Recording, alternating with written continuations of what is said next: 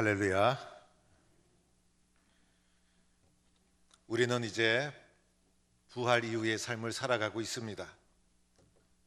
부활절 이후에 우리의 삶은 좀 변화가 되어서 또 기도 생활도 부활하고 또 열심도 부활하고 또 섬김도 부활하고 건강도 부활하고 그리고 가정과 사업장도 부활하고 이런 부활의 축복이 있기를 축원합니다. 사람들이 살다 보면 인생의 계기를 만나게 됩니다. 자녀가 어느 날 갑자기 공부를 열심히 하게 되는 것, 가만히 살펴보면 공부를 열심히 해야 되겠다라는 나름대로의 계기가 있었던 것입니다. 신앙생활을 하던 어떤 분이 형식적으로 신앙생활하다가 어느 날 갑자기 열심히 신앙생활할 때에는 나름대로 변화의 계기가 그의 삶 속에 있었던 것입니다. 성경에는 하나님의 부르심을 받고 놀랍게 변화된 사람들을 찾아볼 수가 있습니다. 그 중에 한 사람이 바로 아브라함입니다. 하나님의 부르심을 받기 전과 받은 후가 완전히 달라집니다. 하나님의 부르심이 그의 인생이 변화되는 계기가 되었던 것입니다. 우리는 아브라함을 믿음의 조상이라고 하고 신앙생활하는 사람, 아브라함을 모르는 사람이 없습니다. 그래서 가장 널리 알려진 사람이 바로 아브라함일 것입니다. 마치 초대 대통령과도 같은 사람입니다. 이 초대 대통령의 영향력이 얼마나 지대합니까? 성경에서 가장 널리 알려진 사람이 바로 아브라함. 믿음의 길을 걸어가는 우리 모두는 아브라함을 믿음의 조상이라 하며 아브라함이 갔던 그 길을 따라가려고 힘쓰고 노력합니다. 그래서 아브라함은 그만큼 믿음으로 하나님의 부르심을 받고 변화되고 축복받은 사람이 아브라함입니다. 오늘 읽은 창세기 12장 1절 이하는 아브라함이 부르심을 받는 장면인데 바로 그 앞에 있는 11장 27절에서 32절을 보면 아브라함이 어떤 사람이었는가 배경을 알 수가 있습니다. 11장 27절에 보니 아브라함의 아버지는 데라의 뜻은 달이라는 뜻을 가지고 있습니다. 이 데라에게는 아브라함, 나홀, 하란이라는 세 아들이 있었는데 아브라함이 제일 먼저 등장한 것으로 보아서 아브라함은 그 집안의 장남이었을 것입니다. 이들이 거하던 곳은 고대 수메르 왕국의 중심 도시였던 갈대아 우르였습니다. 그래서 이곳은 우상 숭배가 심했던 것이고 그래서 아브라함의 아버지도 그 이름 데라가 달이라는 뜻을 가지고 있듯이 당시에는 달신, 태양신, 별신을 섬기는 우상이 성행하던 시절이어서 달신을 숭배하는 우상 숭배자였을 것이다라고 추측을 합니다. 아브라함은 이곳에서 사레라는 여인을 만나 결혼을 합니다. 그런데 11장 30절에 보니 사레는 잉태하지 못함으로 자식이 없었더라. 그래서 자식 없이 그냥 사레와 살아가고 있었던 아브라함. 어느 날 아버지 데라가 가족을 이끌고 갈대와 우르를 떠나 가나안으로 가고자 합니다. 가던 길에 가나안까지 도착하지 못하고 하란이라는 도시에 이르러 거기에 거하고 거기서 아버지가 죽고 맙니다. 그래서 하란은 아버지가 죽어 묻힌 것이고 아버지가 죽은 후에 아브라함은 자식도 없이 하란에서 그냥 그렇게 살아가고 있었던 것입니다. 그러던 어느 날 여호와 하나님의 부르심을 받게 됩니다. 여호와 하나님이 아브라함에게 나타나신 것입니다. 여호와 하나님이 아브라함에게 먼저 찾아오신 것입니다. 아브라함이 어느 날 하나님 만나고 싶어요. 그래서 하나님을 찾고 부르짖은 것이 아니라 하나님이 아브라함에게 먼저 찾아오신 것입니다. 먼저 찾아오신 여호와 하나님으로 인하여 아브라함의 삶에 놀라운 변화가 일어납니다. 하나님의 부르심이 아브라함을 위대하게 만들어줍니다. 하나님 없는 아브라함의 삶, 그저 그렇게 살아가는 의미 없는 삶, 그러나 하나님의 부르심이 그의 삶을 의미 있고 가치 있게 만들어줍니다. 우리의 삶도 하나님이 없다면 어떻게 되었을까? 하나님이 없다면 우리의 삶에 무슨 의미가 있고 무슨 가치가 있겠습니까? 하나님의 부르심을 받고 예수 그리스도를 영접하는 순간부터 우리의 삶에 생명이 있고 의미가 있고 가치가 있게 되는 것입니다. 때로는 이렇게 생각할 수도 있을 거예요. 왜 많고 많은 사람 중에 아브라함일까? 왜 많고 많은 사람 중에 하나님은 아브라함을 부르셨을까? 하나님이 아브라함을 부르시는 것은 하나님의 주권과 하나님의 선택이에요. 이것을 누가 어떻게 할 수가 없어요. 많고 많은 사람 중에 하나님이 왜 나를 부르셨을까?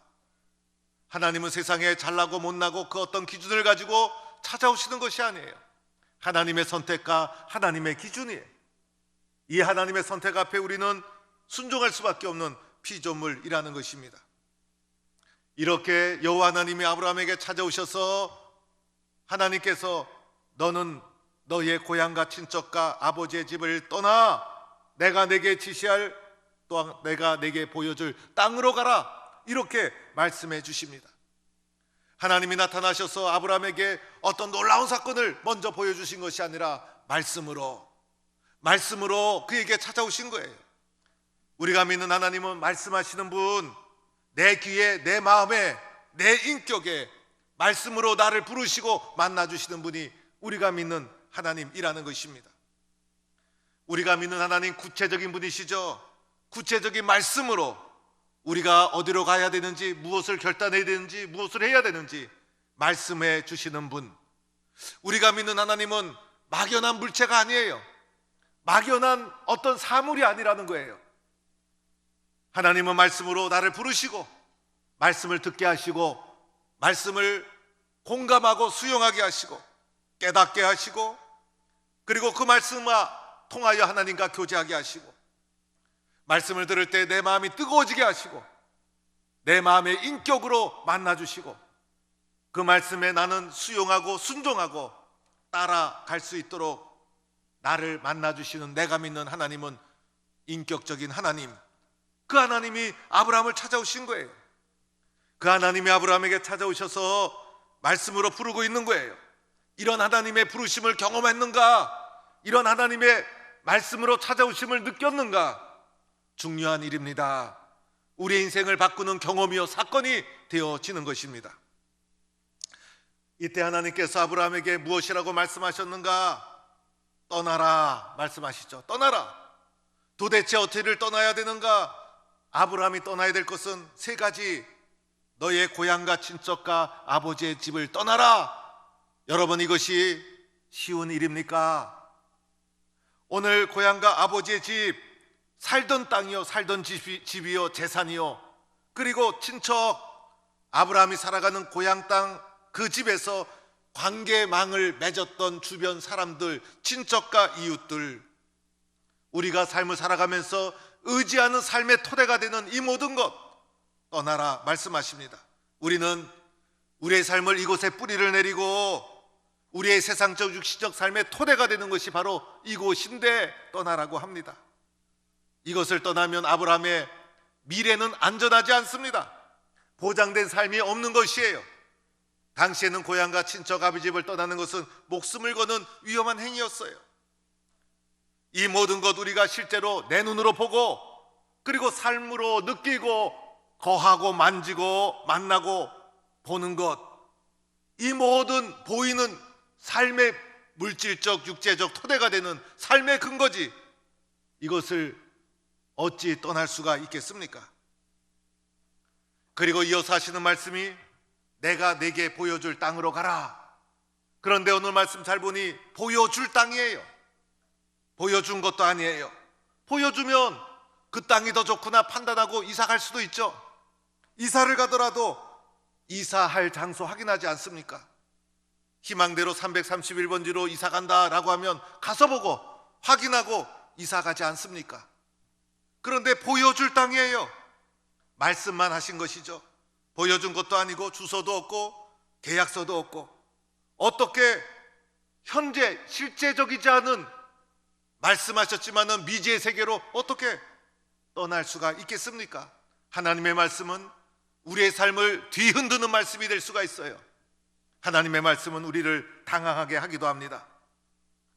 이어서 하나님이 약속도 해주시죠. 2절과 3절 말씀, 내가 너로 큰 민족을 이루고 내게 복을 주어 내 이름을 창대하게 하리니 너는 복이 될지라. 너를 축복하는 자에게 내가 복을 내리고 너를 저주하는 자에게 내가 저주하리니 땅의 모든 족속이 너로 말미암아 복을 얻을 것이라. 듣기는 너무너무 좋지만은 이해하기가 어려운 말씀이에요. 먼저는 큰 민족을 이루리라. 아니, 큰 민족을 이루면 지금 아브라함은 하란에서 자식도 없는데 자식을 몇 명 허락해 주시고, 봐라, 내가 이렇게 자식을 주지 않았느냐, 순종하면 창대하게 되리라, 큰 민족을 이루리라 해 주시면 그래도 믿고 신뢰할 수 있겠는데, 창세기 11장에 보니 사레가 잉태하지 못함으로 자식이 없었더라. 자식도 없는데 큰 민족을 이루겠다고 하니 어찌 이 약속 믿을 수 있겠어요? 내 이름을 창대케 하리라.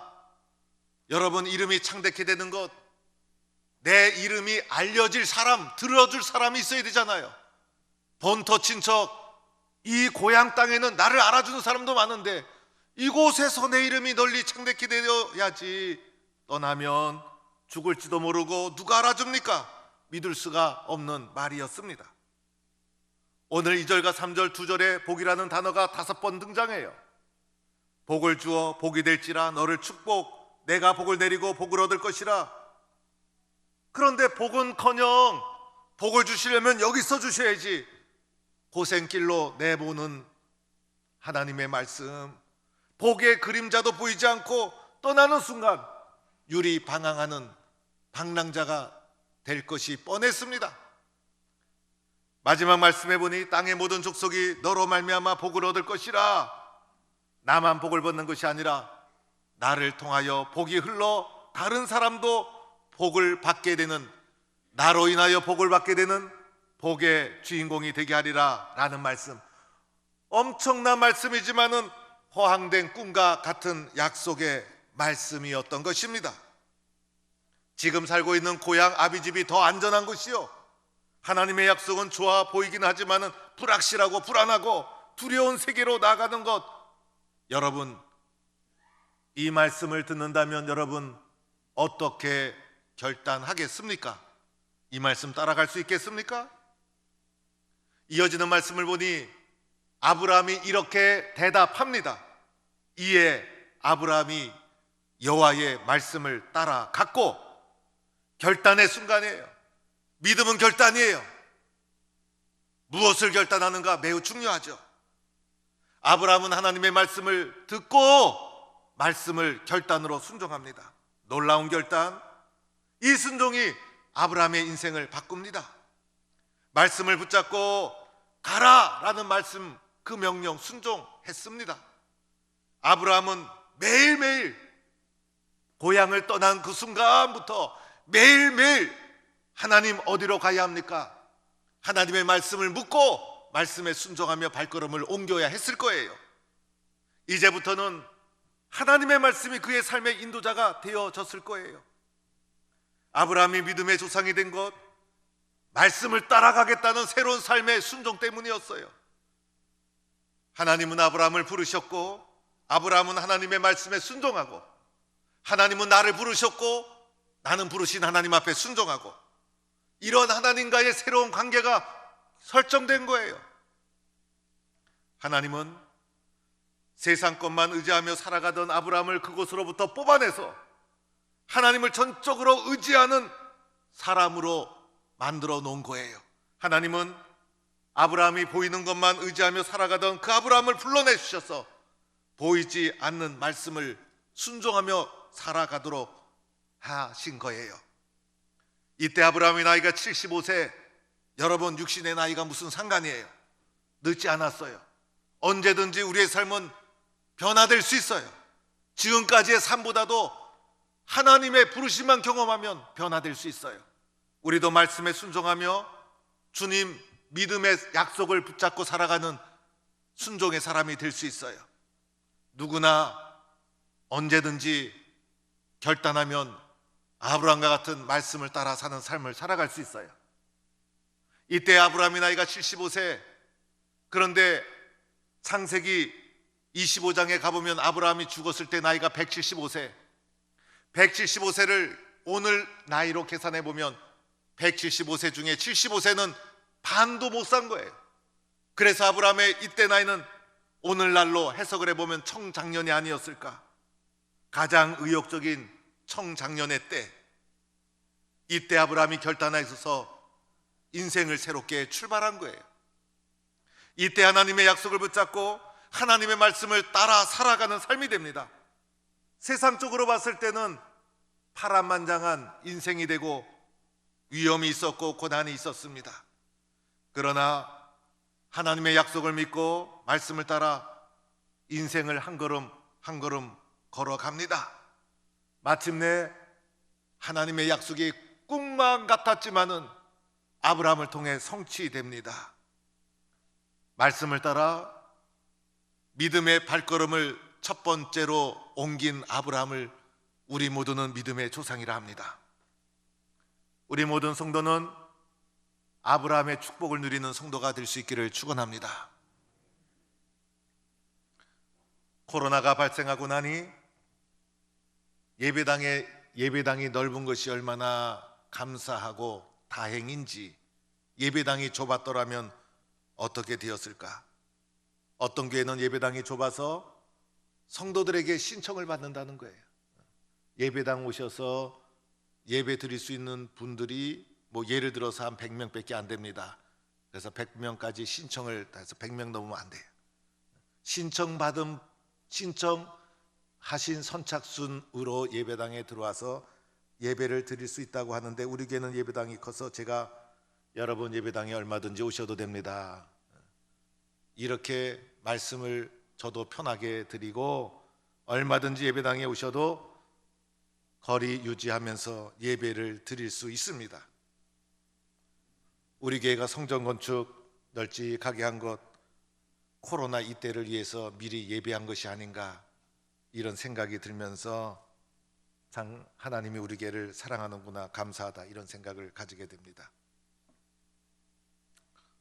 돌아보면 성전 건축할 때 막연했어요. 지금 하라 그러면 과연 할 수 있었을까? 꿈과 약속을, 비전을 품고 출발하는 발걸음을 내디뎠을 때 그냥 그곳에 있는 것이 더 안전하고 편한 것일 수 있었어요. 그러나 위험한 길이었어요. 이 성전 건축의 길을 순종하며 함께 해준 성도님들, 고맙고 감사하고, 여러분은 위대한 분입니다. 교회를 섬기다 보면 목회자는 항상 교회를 생각합니다. 교회란 무엇인가?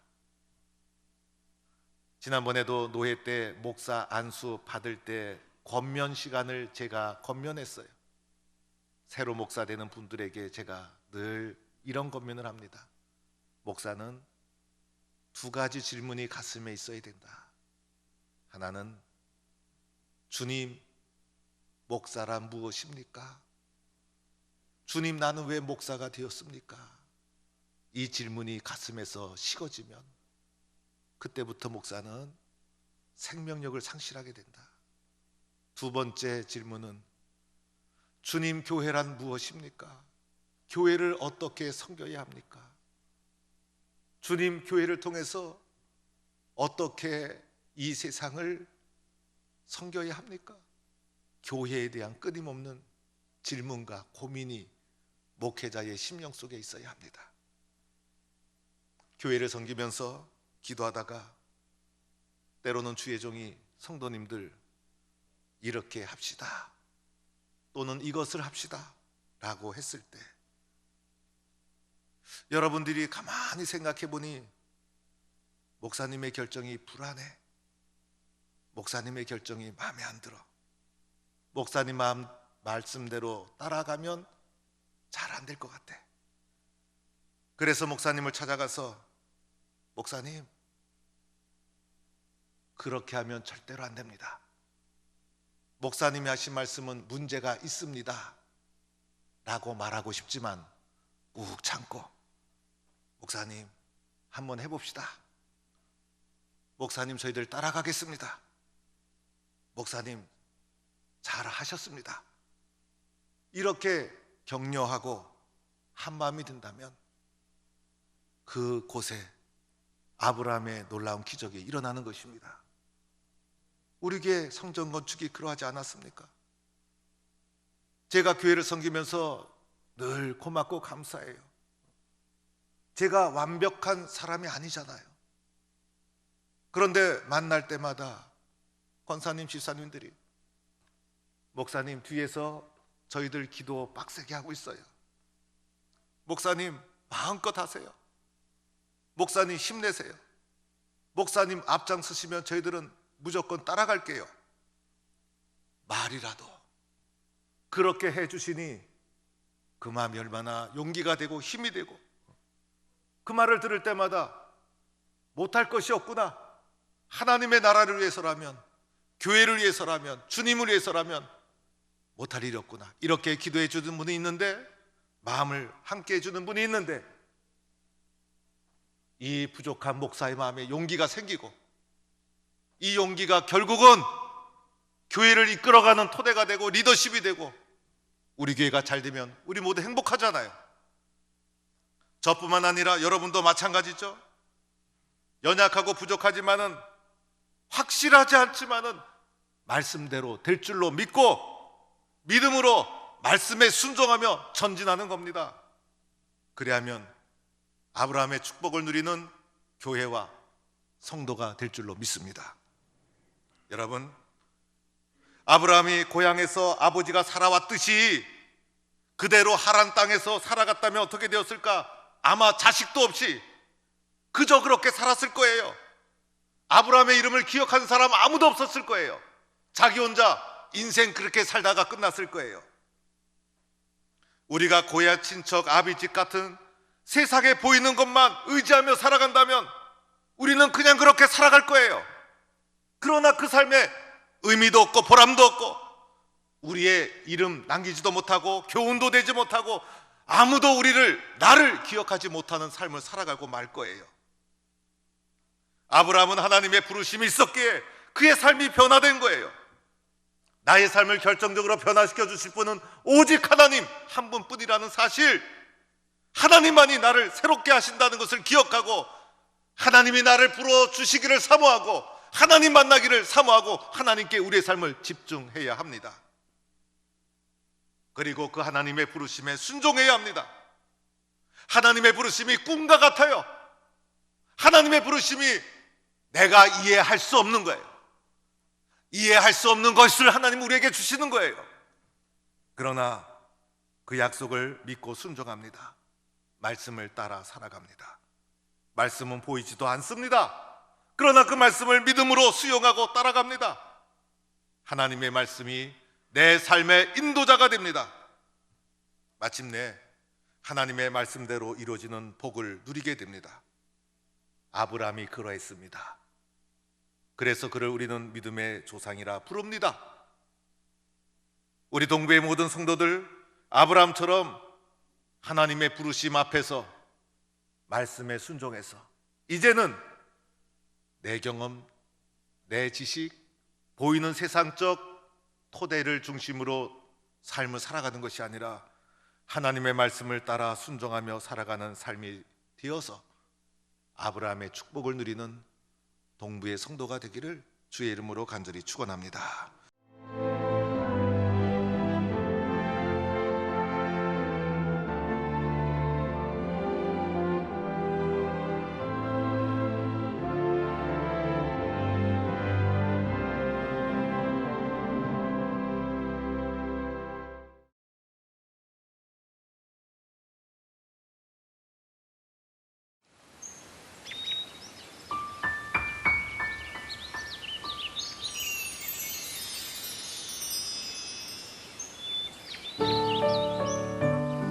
생명을 살리는 방송 CBS TV